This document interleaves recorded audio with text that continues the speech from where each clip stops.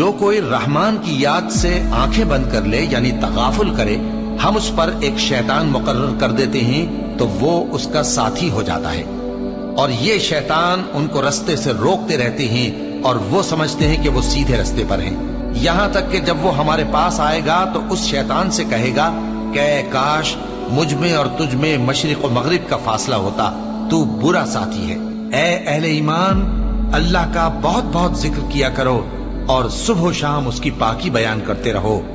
وہی تو ہے جو تم پر رحمت بھیجتا ہے اور اس کے فرشتے بھی، تاکہ تم کو اندھیروں سے نکال کر روشنی کی طرف لے جائے،